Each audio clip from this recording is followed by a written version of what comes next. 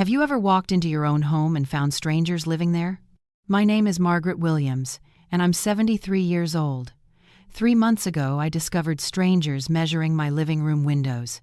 They told me they were the new owners of my $1.2 million beach house, the home I'd spent 43 years building, brick by brick, with my teacher's salary and weekend catering money.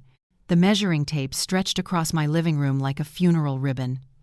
The sound it made, that metallic whisper as it extended, cut through 40 years of memories in one clean slice.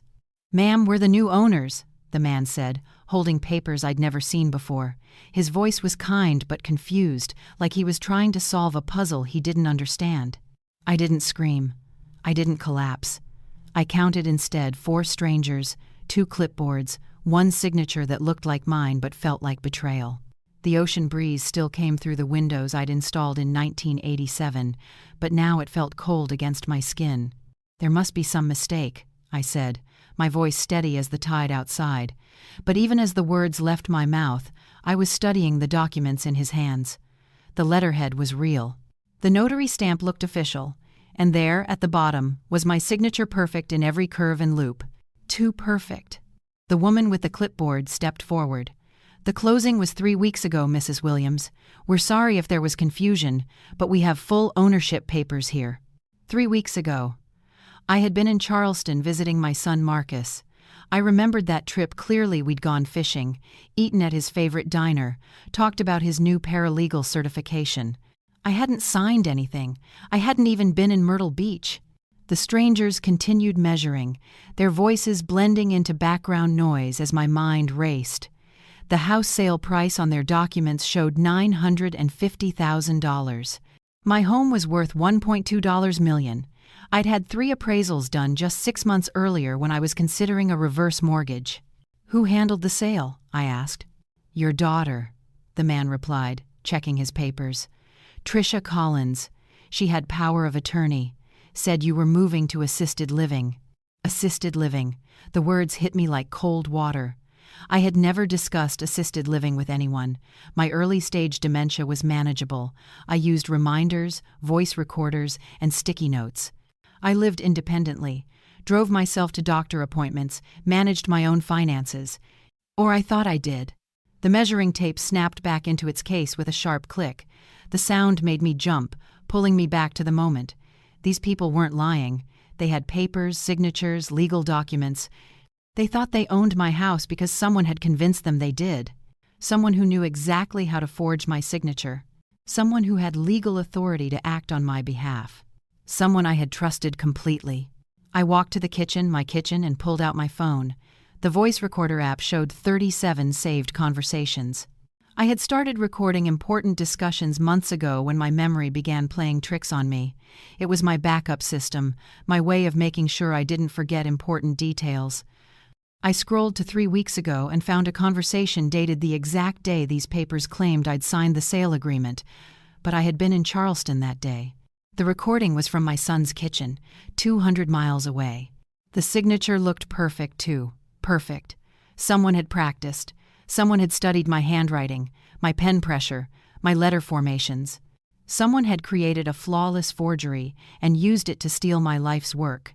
I looked up at the strangers still measuring my living room. They were innocent. They had bought what they believed was a legitimate house sale. The crime wasn't theirs. The crime was family. The coffee maker still gurgled like it had for 20 years, the same morning rhythm that had started every day since Robert died. But the kitchen table where I'd signed Christmas cards, paid bills, and shared 40 years of breakfast conversations sat bare, stripped of the small decorations that made it mine. The sugar bowl was gone. The ceramic salt and pepper shakers Robert had bought me for our anniversary were missing. Even the small, succulent plant I'd kept by the window had vanished, leaving only a pale ring on the windowsill where sunlight hadn't touched the wood. I opened the drawer where I kept important papers. Empty. The folder that held my property tax records, insurance documents, and the original house deed gone. In its place, someone had left a stack of assisted living brochures, each one featuring smiling elderly people in wheelchair-accessible rooms. The top brochure was for Sunset Manor, 40 minutes inland. A yellow sticky note was attached with my daughter's handwriting. "Mom, we discussed this. You agreed this was the best option. Love, Trisha." I had never seen this brochure before. We had never discussed assisted living.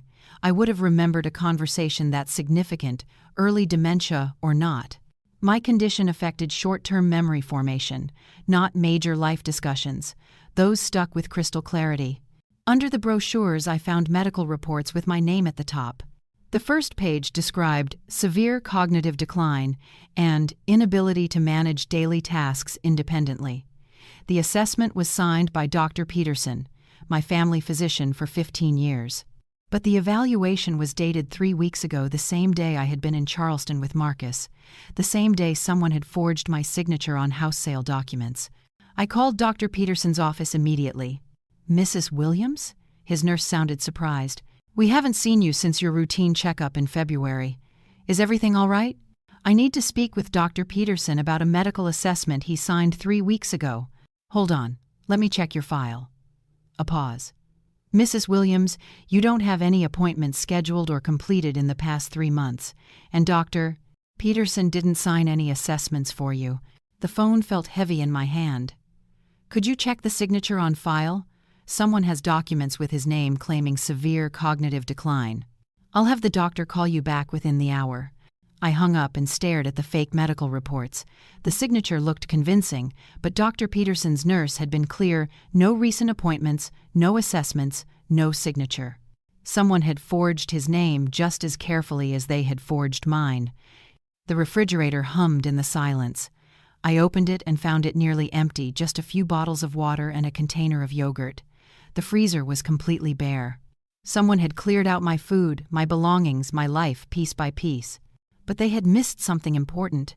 In the back of the utility drawer, behind old batteries and rubber bands, I found my backup phone, an old smartphone I kept for emergencies. The voice recording app showed the same 37 conversations as my primary phone, automatically synced to cloud storage. I scrolled to a conversation from 2 months ago. Trisha's voice came through clearly. "Mom, you're getting confused more often. Maybe we should start thinking about your options." My voice responded, "I'm managing fine, sweetheart. The doctor says my condition is stable. But what if it gets worse? What if you can't take care of yourself? Then we'll deal with it when that happens. Right now, I'm living in my own home, and that's where I want to stay." The recording continued for 12 minutes. Not once did I agree to assisted living. Not once did I express concern about my ability to live independently. Not once did I ask for help managing my affairs. But at the end of the conversation, Trisha's voice dropped lower. "Well, if you change your mind, I found some nice places. I'll leave some brochures for you to look at." Those brochures were now sitting on my empty kitchen table, with a note claiming I had agreed to move. Dr. Peterson called back 30 minutes later. "Margaret, I need to see you immediately. Someone has been using my name and credentials to create false medical assessments. This is medical fraud, and we need to document everything." I hung up and looked around my empty kitchen. Someone had been planning this for months. The forged medical reports, the fake doctor assessments, the planted brochures, the cleared-out house, every detail had been calculated to support a story that I was no longer competent to live alone. Someone who knew my routines, my medical history, my doctor's name, and signature style. Someone with legal training who understood exactly what documentation would be needed to sell my house without my knowledge. Someone I had given power of attorney to protect me, who had used that trust to destroy me instead. I didn't mean to find the phone in my purse still recording. When I reached for my car keys after Dr. Peterson confirmed the forged medical reports, my fingers brushed against the warm metal of my phone. The screen was active, showing a red recording light that had been blinking like a heartbeat for the past 6 hours. 37 saved conversations, all automatically uploaded to cloud storage, all time-stamped and dated. I sat in Dr. Peterson's parking lot, scrolling through months of recorded discussions I had forgotten I'd captured. The voice recording app had become my memory backup system when I first noticed my recall getting fuzzy, but I had recorded far more than I remembered. Conversation #23, dated 6 weeks ago. "Mom, I've been talking to some attorneys about your situation." Trisha's voice was clear, professional. "What situation?" "I'm doing fine." Your memory issues. We need to make sure your affairs are protected if things get worse. The power of attorney we signed covers that. Right, but there might be some property decisions we need to make sooner rather than later. What kind of property decisions? A pause. Well, this house is a lot of work for you, and the property taxes keep going up. Maybe we should consider whether it makes sense to keep it. My recorded voice was sharp. Tricia, this house is my home. I'm not selling it. Of course not now, Mom. I'm just saying we should explore options, just in case. The conversation continued, but I fast-forwarded to the end. Mom, I want you to promise me something. Don't discuss these financial conversations with Marcus or James. They worry too much, and I don't want them getting upset over nothing. Why wouldn't I talk to my other children about my own house? Because they don't understand legal matters like I do. Trust me, I'm looking out for your best interests. I stared at the phone screen. Tricia had asked me to keep secrets from my other children about my own property. She had planted the idea that my house was too much work and introduced the concept of selling it as if it were my idea. I scrolled to conversation #31 from 3 weeks ago, the day I was supposed to have signed the house sale papers. Hi, Mom. Just calling to check in. How's your visit with Marcus going? Wonderful. We went fishing this morning and caught 3 redfish. That's great. Listen, I wanted to let you know I'm handling some paperwork for you while you're away. Just routine stuff. What kind of paperwork? Property tax appeals, insurance updates, things like that. Nothing you need to worry about. Okay, sweetheart. Thank you for taking care of that. Love you, Mom. Enjoy your time with Marcus. Property tax appeals, insurance updates, routine paperwork. She had called me from Charleston while simultaneously forging my signature on house sale documents in Myrtle Beach. She had created an alibi by having a normal conversation with me 200 miles away from the scene of her crime. But the most damaging recording was conversation #35 from 2 weeks ago. I had completely forgotten this phone call, but my phone had captured every word. Jim, it's Tricia. The house paperwork went through perfectly. No, she doesn't suspect anything. I told you, her memory is getting worse. She'll never remember conversations we had months ago. The medical reports from Peterson look completely legitimate. I had them backdated to show a pattern of decline. What? Of course I forged his signature. Do you think he'd actually write a report saying she's incompetent when she's not? My hands trembling, I continued listening. The power of attorney gives me complete authority. As far as everyone knows, I'm acting in her best interests. She'll never remember this conversation, and even if she does, who'll believe her?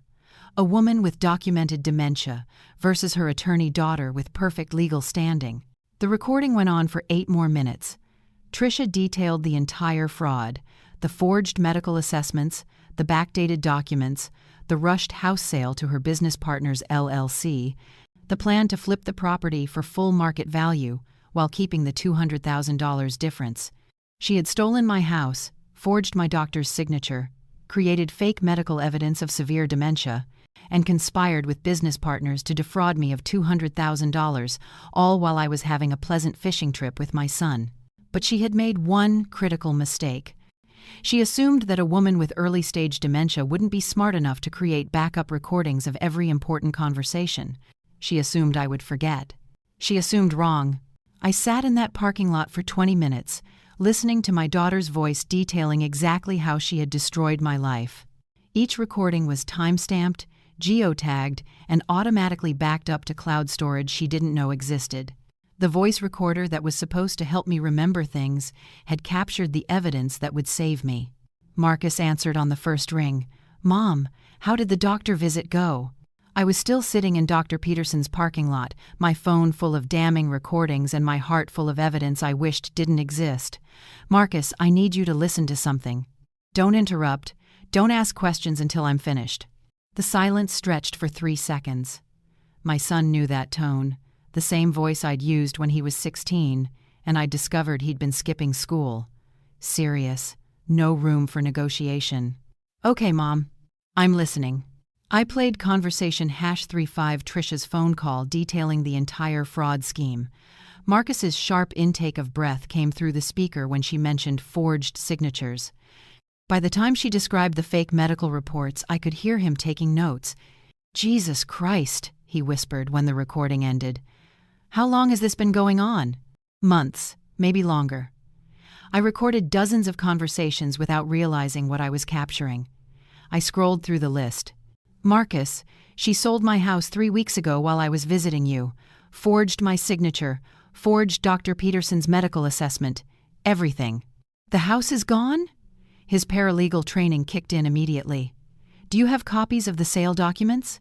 The new owners showed them to me this morning. Sales price was $950,000. The house is worth $1.2 million. Who bought it? An LLC called Coastal Properties Management. I heard rapid typing through the phone. Mom, I'm running a search on that LLC right now. Here it is, registered in South Carolina 6 months ago. 3 principals listed. His typing stopped. What? One of the principals is James Morrison. Mom, that's Trisha's law partner from her Atlanta firm, the same Jim she mentioned in the recording. The pieces clicked into place with horrible clarity. Trisha hadn't just stolen my house, she had orchestrated an elaborate conspiracy with her business partner. They had created an LLC specifically to buy my property at below market value, then planned to flip it for full price while splitting the profit. Marcus, there's more. She cleaned out my savings account too. $400,000. Gone. We're calling the police, and the FBI. This crossed state lines, which makes it federal wire fraud. Wait. I needed to think clearly. She's still your sister. Maybe we should… Mom. His voice was steel. She forged a doctor's signature. She committed elder abuse. She stole your life savings. Family or not, this is criminal. I heard papers shuffling on his end. I'm driving up tonight. Don't touch anything in the house, don't sign anything, and don't talk to Trisha if she calls. We're documenting everything. What if she realizes I know? She won't. According to her own recorded words, she thinks you're too confused to remember conversations or piece together evidence. Let her keep thinking that. Marcus was quiet for a moment. Mom, how many recordings do you have total? 37 conversations over 4 months. And they're all backed up to cloud storage? Automatically. Every conversation is time-stamped and geo-tagged. Then we have her. Every lie, every manipulation, every detail of the fraud scheme, it's all in her own words. I felt something I hadn't experienced since finding strangers in my living room. Hope. Not the desperate hope of someone drowning, but the steady hope of someone who had just found solid ground. Marcus, there's something else. In one recording, she mentions having done this before. She said, the Peterson report template worked perfectly with the Harrison case, too. I think she's been stealing from other clients. Then this is bigger than just you. His voice carried the weight of legal implications. Mom, we're not just saving your house. We might be saving other families, too. After we hung up, I sat in the car looking at my phone. 37 conversations, hours of evidence, months of calculated fraud captured in crystal clear audio. Trisha thought she had erased me from my own life. But she had forgotten the most important thing about early-stage dementia. We don't forget to be careful. We just become more careful about everything, including recording conversations with people we're supposed to trust. Dr. Peterson's examination room felt like a courtroom. He sat across from me with my medical file open, his face grave as he studied the forged assessment that claimed I had severe cognitive decline. Margaret, I need to be very clear about something. He held up the fake document. I did not write this report. This is not my signature. And these medical conclusions directly contradict every examination I've conducted over the past 15 years. He pointed to specific lines in the assessment. This report claims you exhibited profound memory loss and inability to perform basic daily tasks during an appointment on March 15th. But you were never here on March 15th. You were in Charleston visiting your son. You told me about that fishing trip during your February checkup. I pulled out my phone. Doctor, I need you to hear something. I played the recording where Trisha described forging his signature and backdating the medical reports. Dr. Peterson's face darkened with each word. This is medical fraud, he said when the recording ended. Whoever created these documents used my credentials to make false medical claims about your mental capacity. This isn't just forgery, it's identity theft of my professional license. He turned to his computer and began typing. I'm documenting everything in your official medical file right now. Your cognitive function tests from February show early-stage memory formation issues, but your reasoning, judgment, and decision-making abilities are completely intact. What does that mean legally? It means you're fully competent to make your own medical and financial decisions. Any legal documents claiming otherwise based on these forged reports are invalid. Dr. Peterson printed several pages and handed them to me. This is your legitimate medical history showing a clear timeline of appointments, tests, and actual assessments. Notice the signature differences between my real reports and the forged one. The difference was subtle but clear. The forged signature had too much pressure in the wrong places, and the P in Peterson was formed slightly differently. Doctor, could someone have gotten access to your signature from other documents? Possibly. I sign insurance forms, referral letters, prescription pads. But Margaret, this level of forgery suggests someone with legal training who understood exactly what medical claims would be needed to support incompetency proceedings. My phone buzzed with a text from Marcus. Found 3 more LLCs registered to the same business address, all formed in the past 18 months. This is a pattern. I showed Dr. Peterson the text. My daughter is an attorney. She knows exactly what documentation would be required. Then she also knows the criminal penalties for medical fraud. He leaned forward. Margaret, I have to ask, are you safe? If someone is willing to forge medical documents to steal your property, what else might they do? The question chilled me. I thought about Trisha's voice on the recordings, so calm and confident as she described her crimes. Someone capable of systematically destroying their own mother's life over months of careful planning, what would they do if they realized their victim had evidence? I'm staying with my son tonight, I said. We're contacting law enforcement. Dr. Peterson nodded. I'll be filing reports with the state medical board and local police about the forged signatures. This affects my professional reputation and puts other patients at risk. As I gathered the legitimate medical documents, something occurred to me. Doctor, in the forged report, how specific were the medical claims? He pulled it out again. Very specific. Mentions exact cognitive test scores, specific symptoms, even references to imaginary conversations about your inability to manage finances. Someone who could write medical assessments that detailed would need access to. Actual medical records, he finished. Margaret, do you know if your daughter had access to your real medical files? I remembered signing HIPAA forms last year when Trisha helped me dispute an insurance claim.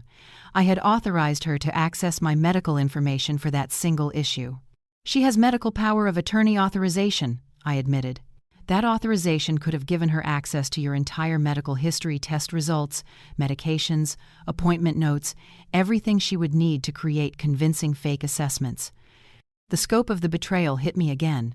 Trisha hadn't just forged documents, she had used my legitimate medical information to craft lies that sounded medically accurate. She had turned my trust into a weapon against me.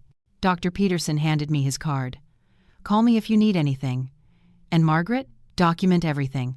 Take pictures of all the forged papers. Save all those recordings. Someone with this level of planning won't stop just because you discovered one part of their scheme. Walking to my car, I realized Dr. Peterson was right. The house sale was just the beginning.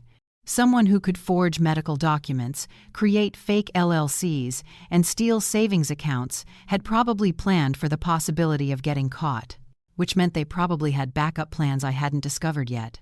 Robert's voice echoed from 2018, clear as the day he'd said it. Maggie, if anything happens to me, check the cloud server. Password is our anniversary backwards. I was sitting in Marcus's guest bedroom at 2 a.m., unable to sleep, when the memory hit me.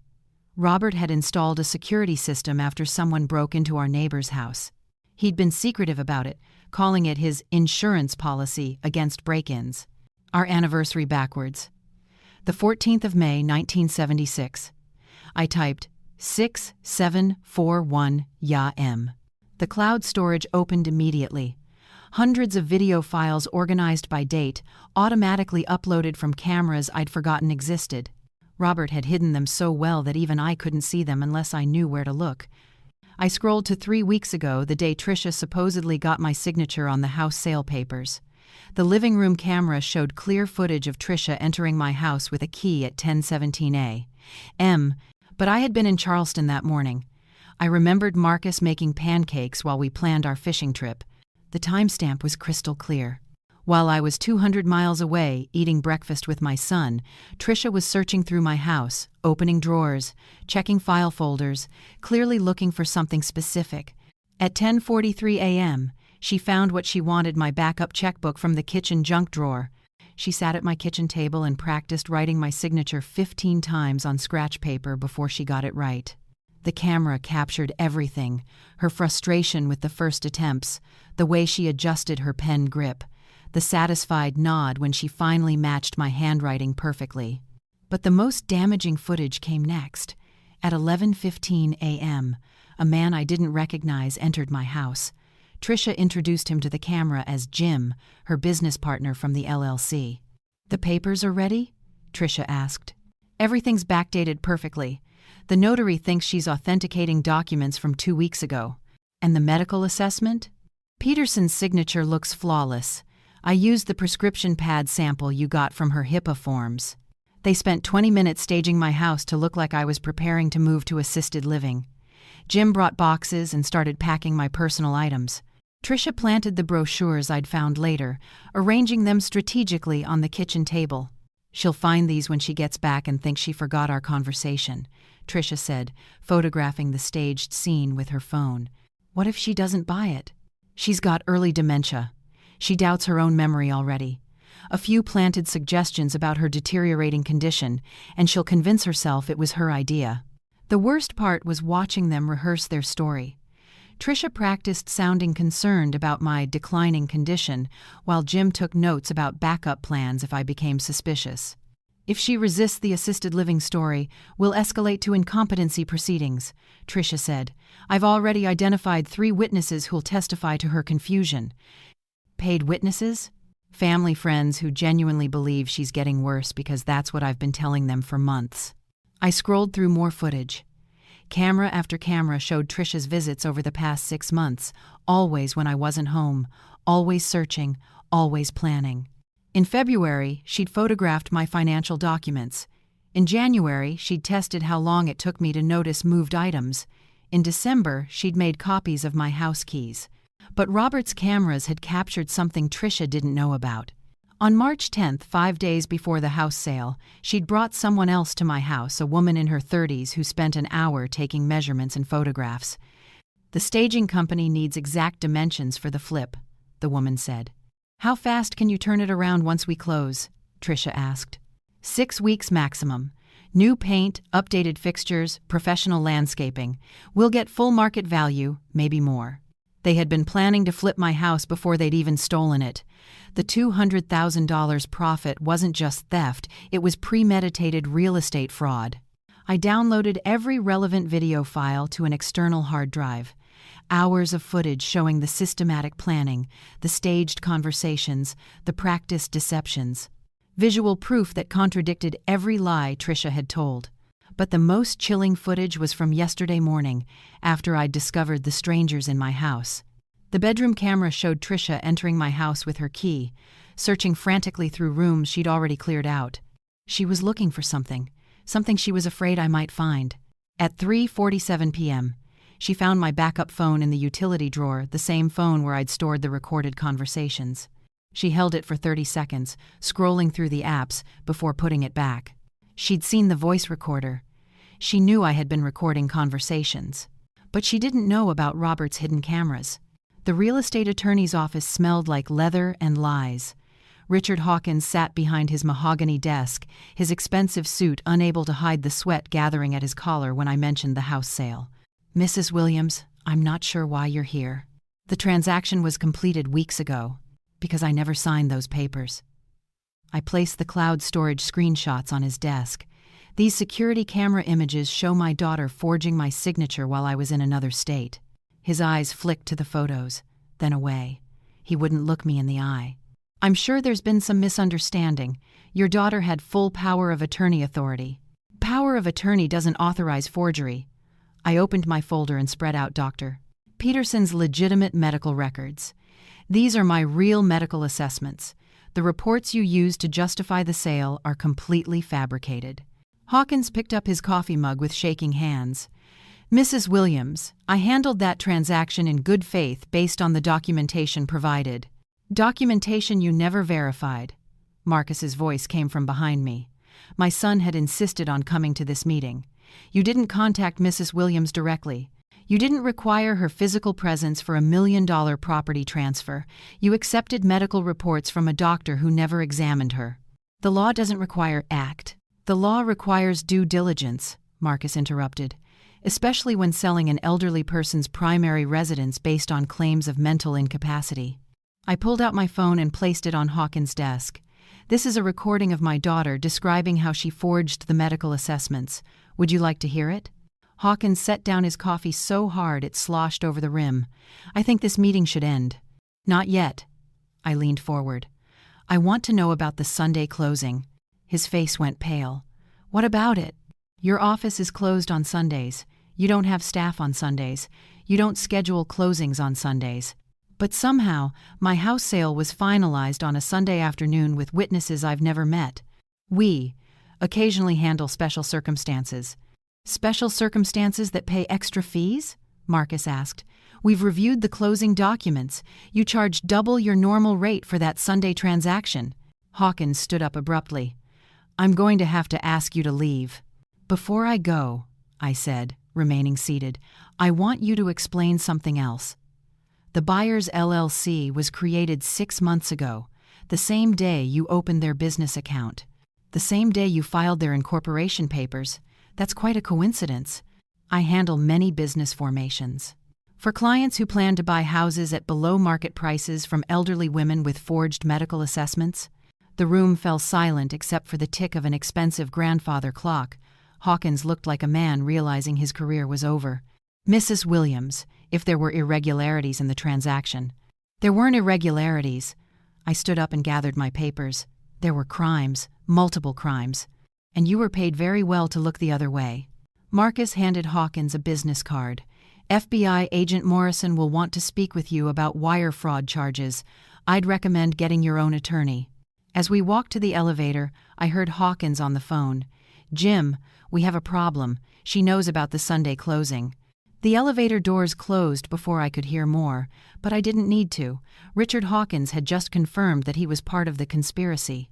His panic call to Jim, Trisha's business partner, tied him directly to the fraud scheme. In the parking garage, Marcus shook his head. Mom, that man just destroyed his legal career in 15 minutes. How? He admitted to knowing it was an irregular transaction. He confirmed he was paid extra for the Sunday closing. And that phone call to Jim? That's evidence of ongoing conspiracy.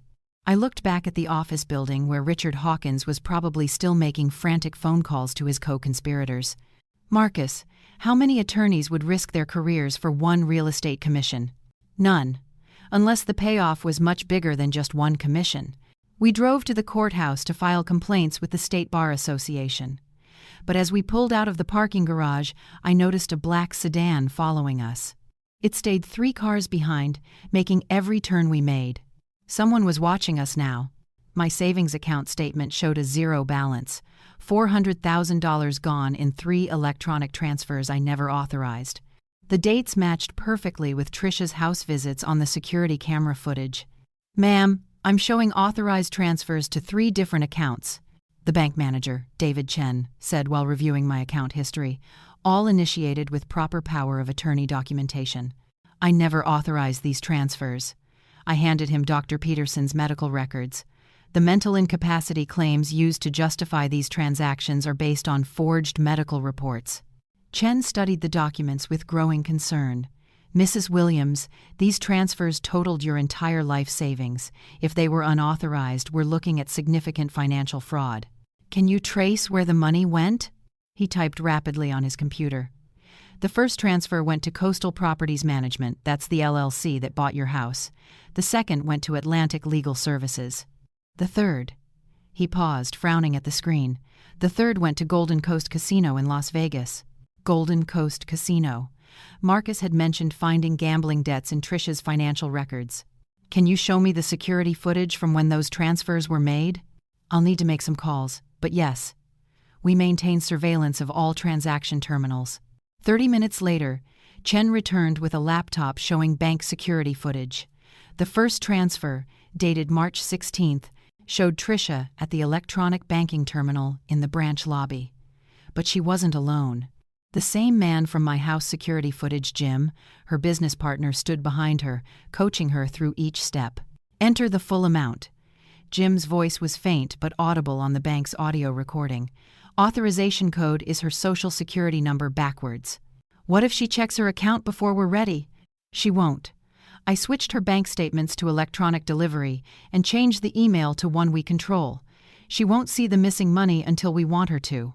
The second transfer showed Tricia alone, more confident now. She'd practiced. But the third transfer revealed something that made my stomach turn. The casino transfer was made at 11:43 p.m. on March 18th. But Tricia wasn't at the bank. A different woman was using her power of attorney documents, someone I'd never seen before. Who is that? I asked Chen. He enhanced the image. I don't know, but she had perfect documentation, power of attorney forms, identification, even knew your social security number and mother's maiden name. Marcus leaned closer to the screen. Mom, that's not random. Someone gave this woman your personal information to complete the casino transfer. Why wouldn't Tricia do it herself? Because she was establishing an alibi. While this woman was stealing your money in Myrtle Beach, Tricia was probably somewhere else with witnesses. Chen pulled up additional records. The casino transfer was reversed 12 hours later, but not back to your account. It went to a private account in Nevada. Whose account? The account holder is listed as Jennifer Morrison. But Mrs. Williams, that account was opened the same day as the transfer, with a Vegas address and a phone number that's disconnected now. Jennifer Morrison. Jim Morrison. They were related, or it was another fake identity. David, I said, I need you to freeze any remaining power of attorney access to my accounts immediately. Already done. As soon as you reported the unauthorized transfers, we suspended all external account access. What about other banks? Do I have accounts I don't remember? Chen's face grew serious. Mrs. Williams, power of attorney authorization could have been used to open new accounts or access existing ones at any bank. You need to run a full credit report and check for unknown accounts. Marcus was already on his phone. I'm calling a private investigator. Mom, if they stole $400,000 this easily, there might be other financial crimes you haven't discovered yet. That afternoon, the private investigator called with results that made the bank theft look simple. Tricia had used my social security number and power of attorney to open 3 credit cards with $50,000 limits each, take out a $75,000 home equity loan against my house before selling it, access my retirement account for medical expenses totaling $25,000, create investment accounts with my name for tax sheltering purposes. The total theft was over $600,000. But the private investigator found something else: casino surveillance photos from Golden Coast in Las Vegas.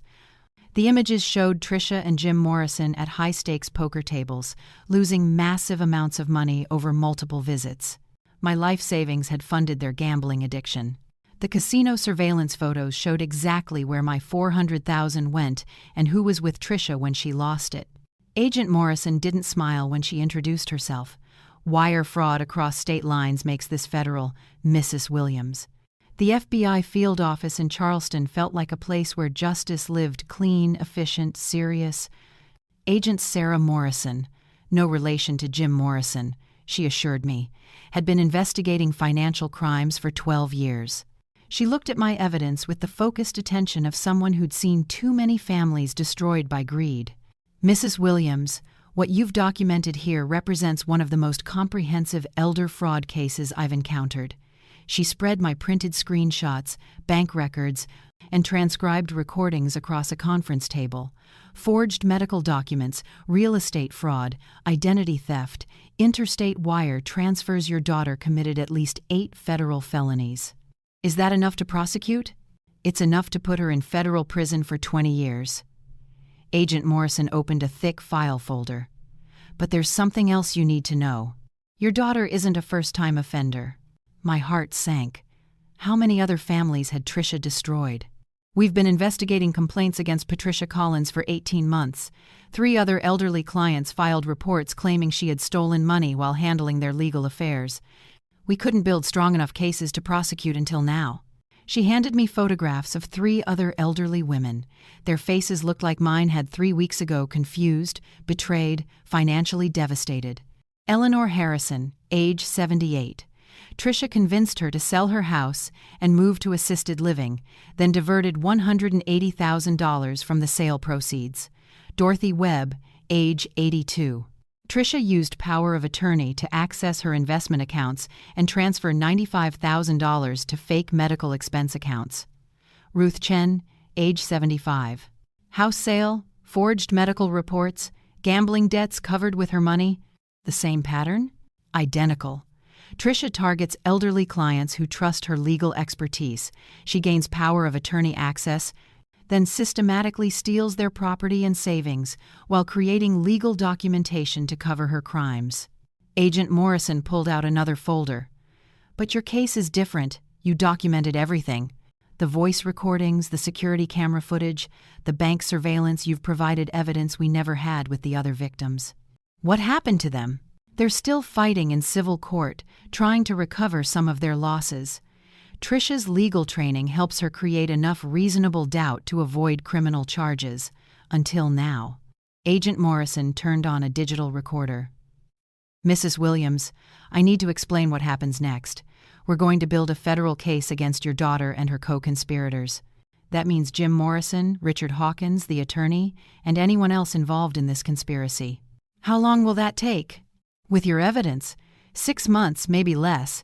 But I need you to understand, once we arrest Tricia, your family relationships will never be the same. I had already accepted that reality. The daughter who could forge medical documents and steal her own mother's life savings wasn't someone I could trust again, even if she was my child. Agent Morrison, those other women, Eleanor, Dorothy, Ruth, will this help them? Absolutely. Your evidence proves a pattern of criminal behavior that strengthens their civil cases. They'll be able to recover some of their losses. And Tricia's gambling debts? We're working with Nevada authorities to trace the money flow through Golden Coast Casino. If we can prove the casino knowingly accepted fraudulent funds, they may be required to return some of the stolen money. Agent Morrison closed the folders. Mrs. Williams, I need to ask you to do something that might be uncomfortable. Would you be willing to wear a recording device during conversations with your daughter? She already knows I have recorded conversations. She found my backup phone. But she doesn't know about the hidden cameras or that we're involved now. If she thinks she can convince you the recordings are meaningless, she might provide additional evidence. The idea of facing Tricia while wearing an FBI wire felt like walking into enemy territory. But if it could help Eleanor, Dorothy, and Ruth get justice too, I had to try. What would you want me to say? Just act confused about the recordings. Let her think you're not sure what they mean. If she's as manipulative as your evidence suggests, she'll try to gaslight you about your own memories. When? We'll set up a family dinner. Something that seems natural. Your other children will be there for safety and witnesses. I thought about Marcus and James, my younger son, who didn't know anything about Tricia's crimes yet. They would have to watch their sister confess to destroying my life while FBI agents listened from another room. Agent Morrison, will this be enough to stop her from hurting other families? Mrs. Williams, when we're finished with this case, your daughter won't be practicing law anymore. She won't be in a position to hurt anyone. Wearing the wire felt like carrying Robert's hand on my shoulder protection I didn't know I needed. The tiny recording device, hidden under my favorite sweater, was so small I kept forgetting it was there. But Agent Morrison's voice in my earpiece reminded me constantly, stay calm. Let her talk. Don't argue with her lies. The family dinner was Marcus's idea. Mom needs to talk to all of us together, he'd told Tricia. She's confused about some financial documents, and we need to figure out what's going on. Tricia arrived at Marcus's house looking perfect designer dress, expensive handbag, confident smile. She hugged me like nothing had changed, like she hadn't stolen everything I owned 3 weeks ago. Mom, you look tired. Have you been sleeping? I've been worried about some things I found at the house. James, my youngest son, leaned forward with concern. He still didn't know about Tricia's crimes. What kind of things? I placed my phone on the dining table. I've been recording conversations because of my memory problems, but some of these recordings don't make sense to me. Tricia's smile flickered for just a moment. What kind of recordings? Conversations with you about selling my house, but I don't remember agreeing to sell the house. Mom, we've discussed this. Your memory is getting worse. Dr. Peterson recommended assisted living, remember? I talked to Dr. Peterson yesterday. He says he never wrote those medical reports. The room went silent. James looked confused. Marcus watched Tricia carefully, and Tricia's face went completely blank for 3 seconds before she recovered her composure. Mom, you're getting confused. Of course Dr. Peterson wrote those reports. I have copies. He says someone forged his signature. That's impossible. Why would someone forge medical documents? I played recording #35 Tricia's conversation with Jim Morrison, where she described forging Dr. Peterson's signature. Her own voice filled the room. I had them backdated to show a pattern of decline. Of course I forged his signature. Do you think he'd actually write a report saying she's incompetent when she's not? James gasped. Marcus reached across the table and took my hand, and Tricia sat frozen, staring at the phone like it was a weapon pointed at her heart. Mom, that recording is taken out of context. I played another recording. Tricia's voice describing the house sale conspiracy. She'll never remember this conversation, and even if she does, who'll believe her? A woman with documented dementia versus her attorney daughter with perfect legal standing. Tricia, James whispered. What is this? It's not what it sounds like. I played a third recording Tricia and Jim planning to flip my house for full market value while keeping the $200,000 difference. By the time it finished, James was crying and Marcus was taking notes. Mom, those recordings, they're not accurate. Your phone must have malfunctioned. All 37 recordings malfunctioned the exact same way? I asked. Tricia looked around the table desperately. You don't understand the pressure I've been under. My practice is struggling, and I made some poor investment decisions. So, you stole our mother's house?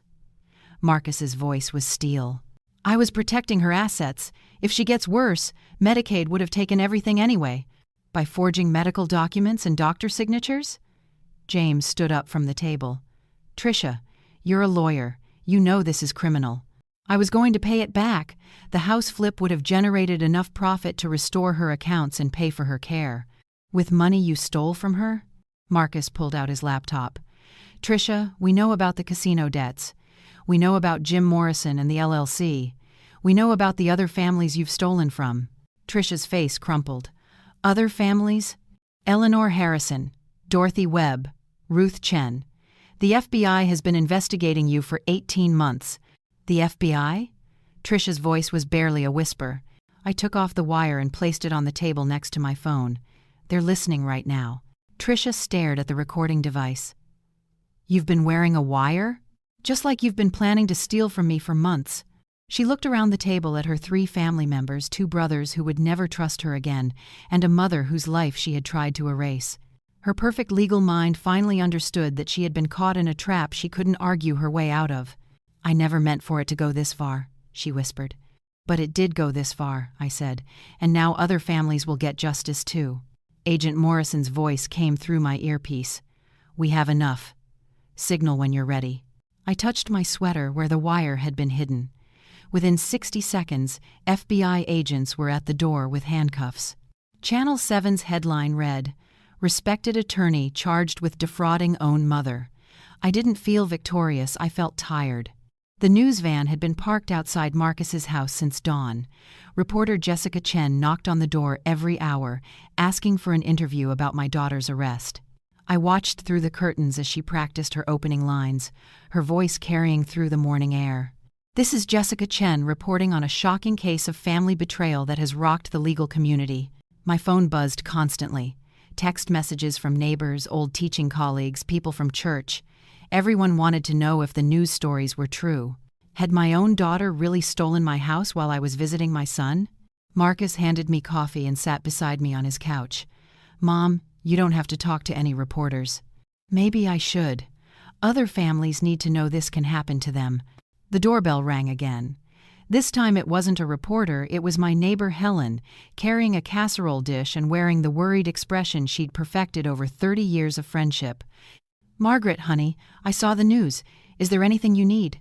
I let her in, grateful for a familiar face that wasn't holding a microphone. Helen had been Robert's fishing buddy's wife. She'd brought me dinner every Sunday for 6 months after he died. Helen, did you know Tricia was having financial problems? She set the casserole on Marcus's counter and chose her words carefully. Well, she did ask me some strange questions a few months ago. What kind of questions? About your daily routine. When you went grocery shopping, how often you checked your mail, whether you still drove at night. I thought she was just worried about your safety. Another piece of the puzzle. Tricia had been gathering information about my schedule from multiple sources, mapping out the best times to enter my house without being caught. Helen, did she ask anyone else these questions? Probably. You know how she talks to everyone at church functions. I realized Tricia had spent months building a community narrative about my declining mental health. She'd planted seeds of concern with my friends, my neighbors, people who cared about me. When the assisted living story emerged, they would have believed it because she'd been preparing them to accept it. By afternoon, the story had spread beyond local news. Channel 7 had sold the footage to national networks. My face appeared on CNN with the caption, "Elderly woman outsmarts daughter's fraud scheme." The phone rang. A producer from Good Morning America wanted to schedule an interview. Another call came from a documentary filmmaker interested in my story. A third caller represented a book publisher. "Mom," James said, "you're becoming famous. Famous for being betrayed by my own child. Famous for being smart enough to record the evidence of my own family's crimes. Famous for refusing to disappear quietly when someone tried to erase me." The afternoon mail brought letters from strangers across the country. Elderly people sharing their own stories of family theft. Adult children writing to apologize for their siblings' behavior. Lawyers offering to help with similar cases. But the letter that mattered most came from Eleanor Harrison, one of Tricia's other victims. "Dear Mrs. Williams, thank you for being brave enough to fight back. Because of your evidence, I'm getting my money returned. You saved my life." That evening, Channel 7 ran a follow-up story. They'd discovered that Tricia's gambling debts totaled over $800,000. The casino surveillance footage showed her losing my life savings in a single weekend while I was visiting Marcus in Charleston. The reporter concluded, "Tonight, Patricia Collins sits in federal custody facing 20 years in prison while her 73-year-old mother begins rebuilding the life her daughter tried to steal." The news mentioned other victims. How many families had Tricia destroyed before mine? Judge Harrison's voice cut through the courtroom. This represents a profound betrayal of family trust and professional ethics. The federal courthouse in Charleston buzzed with reporters and spectators. I sat in the front row, flanked by Marcus and James, watching my daughter face the consequences of choices I still couldn't fully comprehend. Tricia wore a gray suit instead of her usual designer clothes. Federal custody had changed her thinner, older, defeated. She kept her eyes focused on the table in front of her, refusing to look at me during the entire proceeding. The defendant used her legal training and family relationships to systematically defraud multiple elderly victims, Judge Harrison continued. The evidence shows careful planning, sophisticated methods, and complete disregard for the harm caused to her own mother and other vulnerable seniors. Agent Morrison testified about the investigation. She described the voice recordings, the security footage, the forged medical documents. Each piece of evidence felt like another nail in Tricia's professional coffin. The defendant's crimes affected 4 confirmed victims, with total losses exceeding $1 million, Agent Morrison said. Mrs. Williams' courage in documenting these crimes prevented additional victims and provided evidence to help other families recover their stolen assets. Richard Hawkins, the real estate attorney, had already pleaded guilty to conspiracy charges. He testified against Tricia in exchange for a reduced sentence. Miss Collins approached me about handling irregular real estate transactions, he admitted from the witness stand. She said her elderly clients needed quick house sales for medical reasons. I didn't ask enough questions because the fees were substantial. Jim Morrison, Tricia's business partner, had been arrested in Nevada with $400,000 of gambling chips purchased with stolen money. His plea agreement required him to testify about their conspiracy. "We started small," he said, "a few thousand here and there from client accounts. But Patricia's gambling addiction escalated everything. She needed bigger amounts more frequently." When it was time for victim impact statements, Eleanor Harrison spoke first. At 78, she walked slowly to the podium, but her voice was strong. Patricia Collins didn't just steal my money, she stole my trust in family relationships. She convinced my own nephew that I was mentally incompetent, and he helped her access my accounts. Dorothy Webb followed. I lost my house and my savings. At 82, I'm starting over in a one-bedroom apartment because I trusted a lawyer who called herself a family friend. Then it was my turn. I walked to the podium and looked directly at Tricia for the first time since her arrest. She was crying silently, finally meeting my eyes. Your Honor, Patricia is my daughter. I raised her to understand right from wrong, to value honesty, to protect people who couldn't protect themselves.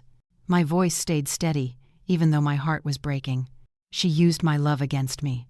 She used my early dementia symptoms as cover for crimes I never could have imagined. She tried to erase me from my own life while I was visiting my other son. I paused, collecting my thoughts. But she made one mistake. She assumed that a woman with memory problems wouldn't be smart enough to document conversations and gather evidence. She underestimated me because she saw my condition as weakness instead of recognizing that I've spent 73 years learning how to survive.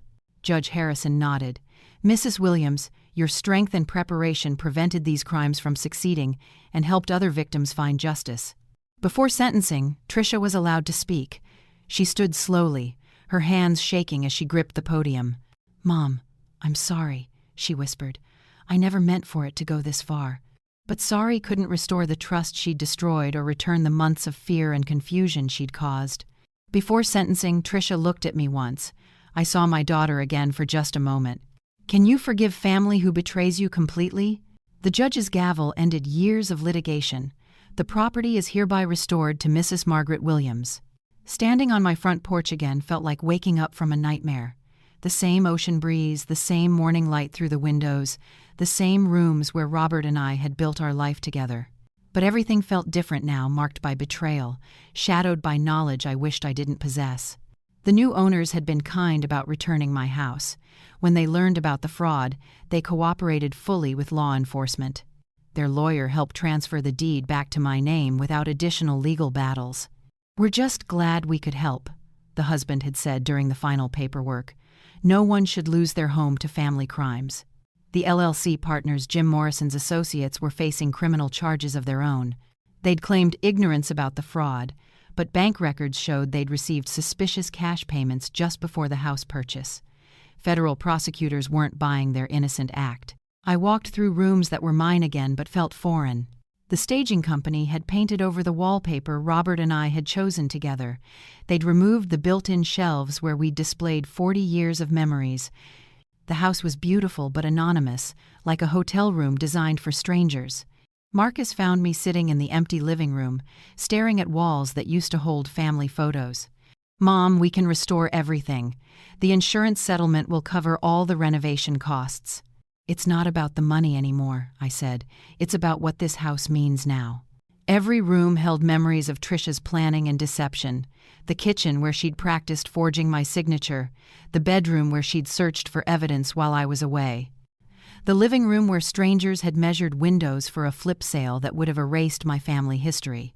But Agent Morrison had brought good news with the property restoration.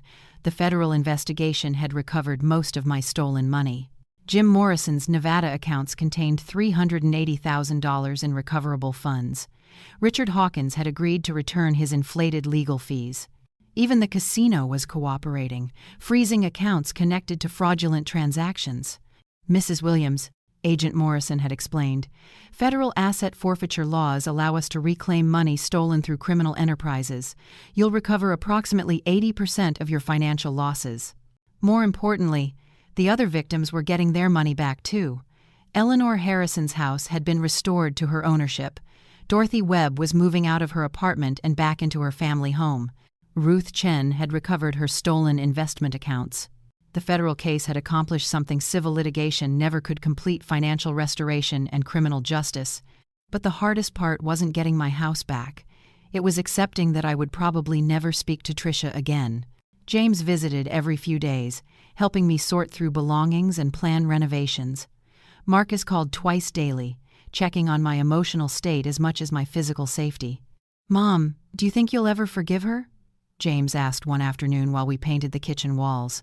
I considered the question carefully. I forgive the daughter who made mistakes. I don't know how to forgive the person who systematically planned to destroy my life. The voice recorder sat silent on my kitchen table, no longer needed for protection, but kept as a reminder that sometimes survival requires documenting the truth, even when the truth breaks your heart. Standing in my kitchen again, I realized the hardest part wasn't getting my house back, it was losing my daughter. The senior center was packed. 40 faces stared back as I began. Your children might not be who you think they are. The invitation had come from the South Carolina Department of Social Services. They wanted me to share my story with other elderly adults, teaching them to recognize the warning signs of family financial abuse. Elder abuse isn't just physical violence, I continued. Sometimes it's your own child convincing you that you're confused when you're not. Sometimes it's finding medical reports you never authorized. Sometimes it's discovering that the person you trust most has been planning to erase you. A woman in the front row raised her hand. How do we protect ourselves if we can't trust our own family? I pulled out my phone and held it up. Document everything. Record important conversations. Keep copies of all financial documents. Take pictures of suspicious paperwork. But what if we forget to do those things? Then create systems that work for you. I started recording conversations because my early dementia made me doubt my own memory. Those recordings saved my life. An elderly man near the back spoke up. My daughter handles all my finances now. She says it's too complicated for me to manage. Red flag. I'd heard those exact words before. Sir, may I ask, do you still receive your own bank statements? Do you have access to your own accounts? Well, she switched everything to electronic statements to help me stay organized. Another red flag. The same tactic Tricia had used to hide my missing money. I'd recommend requesting paper statements sent directly to your address, I said. Financial management help shouldn't require hiding information from you. After my presentation, 12 people approached me with their own stories. Each tale followed familiar patterns: adult children taking control of finances, elderly parents losing access to their own information, family members making decisions without proper consent. A woman named Barbara described her son's recent suggestion that she sell her house and move in with him. He says it's for my safety, but I'm healthy and independent. Has he asked you to sign any legal documents? I asked. Power of attorney papers. He says it's just for emergencies. I gave Barbara Agent Morrison's card. Call this number before you sign anything. Ask them to explain the difference between limited and general power of attorney. Another woman, Patricia, whispered that her daughter had been asking detailed questions about her daily schedule. She wants to know when I go shopping, when I nap, when I check my mail. Trust your instincts, I told her. If something feels wrong, it probably is. The center director, Maria Santos, pulled me aside afterward. Mrs. Williams, we've had more reports of suspected elder abuse in the past 6 months than in the previous 3 years combined. Because of my case? Because families are under financial pressure, and elderly relatives often have the only available assets. Your story is giving people permission to speak up about suspicious behavior. Maria handed me a folder. These are requests from other senior centers across South Carolina. Everyone wants to hear your presentation. I looked at the list of venues, community centers, assisted living facilities, church groups, dozens of opportunities to teach people the lessons I'd learned the hard way. Maria, I'll visit all of them. If my story can prevent one family from experiencing this betrayal, it's worth sharing. That night, I created a simple checklist for elderly adults: warning signs of family financial abuse, steps to protect important documents, contact information for reporting suspected crimes. The checklist went viral on senior center websites within 2 weeks. After my talk, 12 people approached me with their own stories. The problem was bigger than I'd imagined. Robert's rocking chair faced the ocean again. I sat with my morning coffee, watching waves erase yesterday's footprints while leaving the shore stronger. The house felt like home now. 6 months of renovations had restored the warmth that staging companies had stripped away. New photographs covered the walls, pictures of Marcus's family, James's wedding, memories we were still creating despite everything we'd lost. The kitchen table held my morning routine. Coffee, newspaper, and the voice recorder I no longer needed for protection, but kept as a reminder. Some lessons are too important to forget, even when forgetting would be easier. My phone buzzed with a text from Agent Morrison. Final restitution payment processed. Your accounts are fully restored. $800,000 recovered. 4 families made whole again. 1 daughter serving federal prison time for crimes that still broke my heart to remember. I'd received a letter from Tricia 2 weeks ago, the first contact since her sentencing. The handwriting was smaller than I remembered, uncertain instead of confident. Mom, I know sorry isn't enough. I know I destroyed something that can never be rebuilt. But I need you to know that losing you was the worst consequence of everything I did. The money, the house, my career, none of that mattered compared to losing my mother's trust. I'd read it 12 times before deciding not to respond. Some bridges burn completely, and trying to rebuild them only causes more pain. But I'd started something new with the energy I used to spend missing my daughter. The Margaret Williams Elder Protection Foundation provided free legal advice to seniors facing family financial abuse. We'd helped 32 families recover stolen assets and prosecute criminal relatives. Eleanor Harrison served on the board of directors. Dorothy Webb volunteered as a peer counselor. Ruth Chen managed our educational outreach programs. We'd turned our shared trauma into protection for others. The Foundation's most successful program was our documentation training. We taught elderly adults to record conversations, photograph important documents, and create evidence trails that could prevent crimes or support prosecutions. Your daughter's biggest mistake was underestimating you, Eleanor had said during our last board meeting. She thought confusion meant helplessness.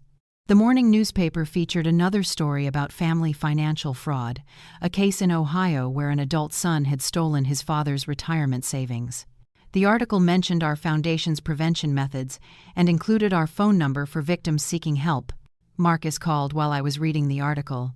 Mom, the Today Show wants to interview you about the foundation's work. National television?